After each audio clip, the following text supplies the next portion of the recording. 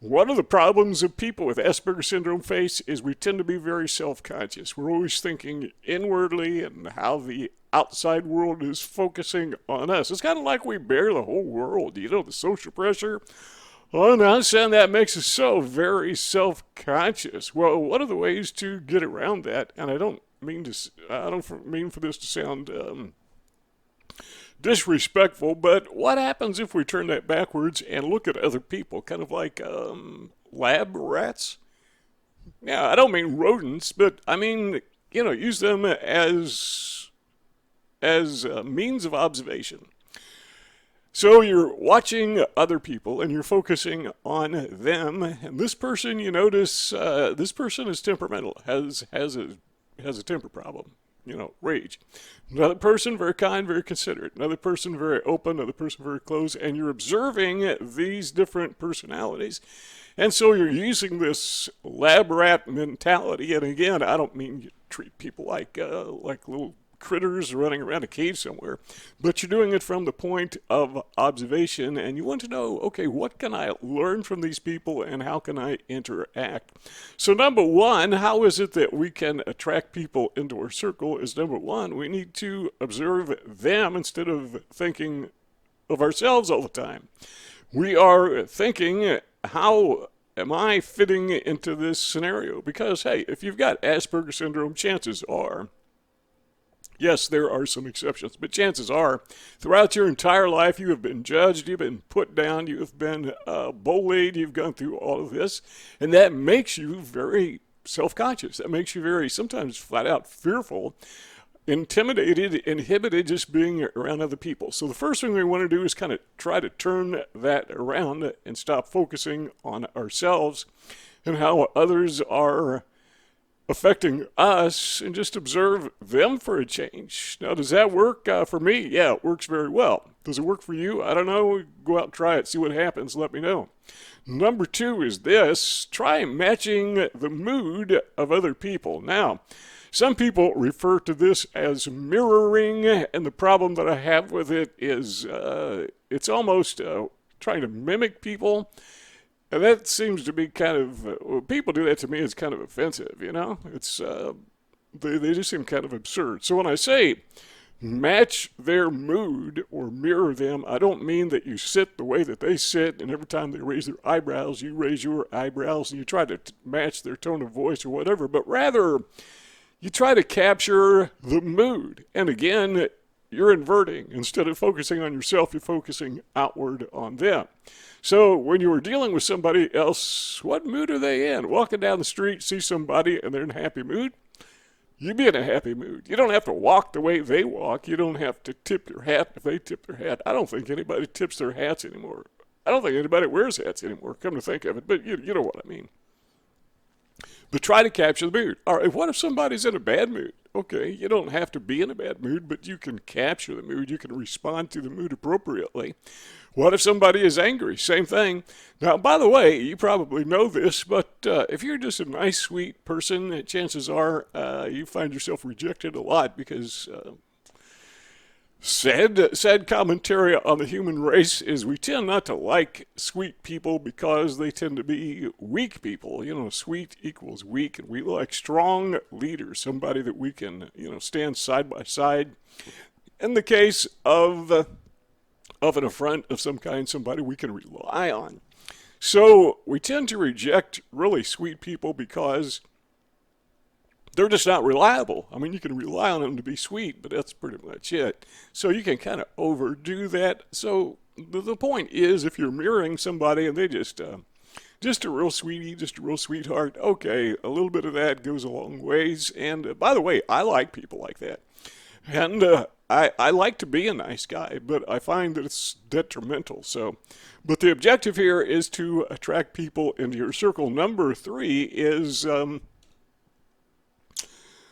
don't complain when you are around people, and if you manage to overcome that inhibition and that self-consciousness, and you move to the next level of actually having a conversation, you might want to be very careful of, and again, you got to be careful not to be too careful. Does that make sense?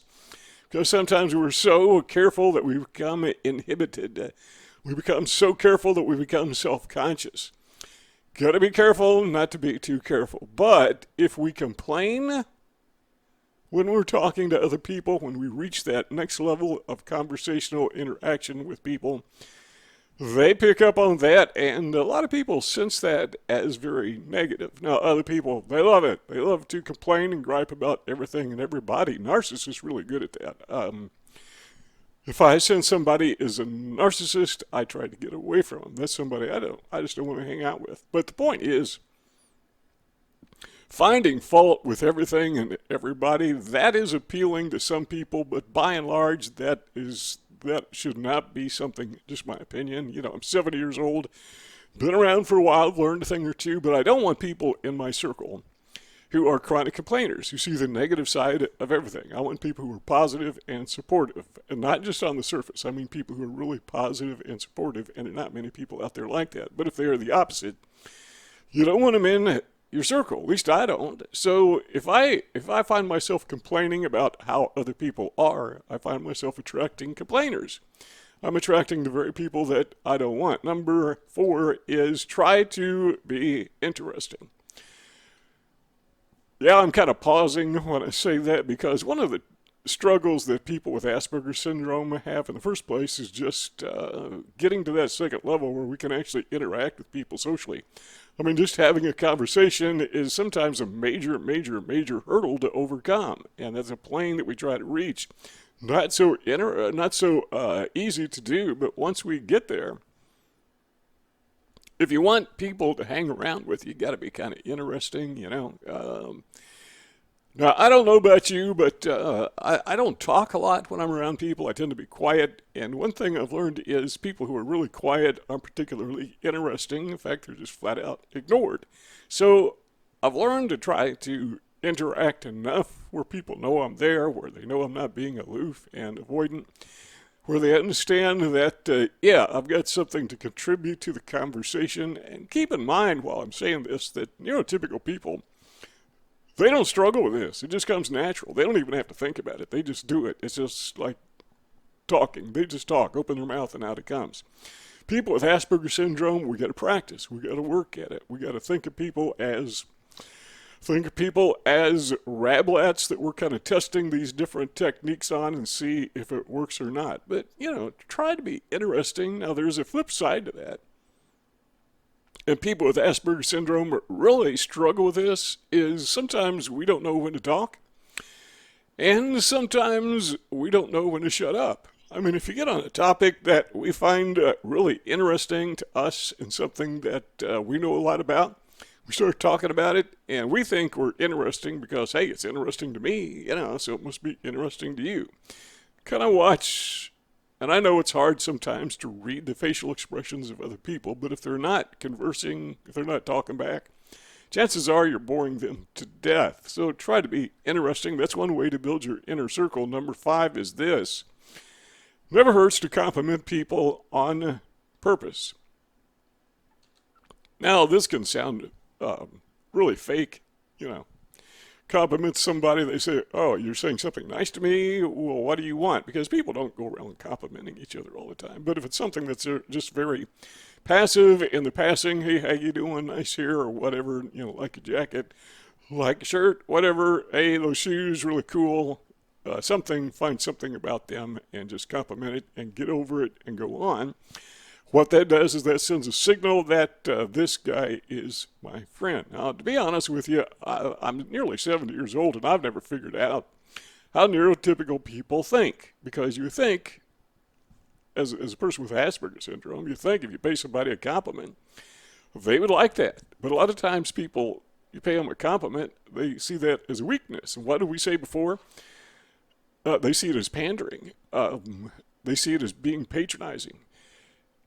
What did we say before? That people see weakness, well, another way to say it is they see weakness as geekness. So weakness is geekness, and they don't want a weak geek by their side. They want somebody that is strong by their side that they can rely on. So, these little subtleties are kind of hard to figure out. And again, neurotypical people don't have to figure them out. They just come natural. See those two rectangles on the screen? If you want this conversation to continue, all you got to do is click on one of those two rectangles and we'll keep talking together. But if not, thanks for stopping by, and we'll see y'all next time.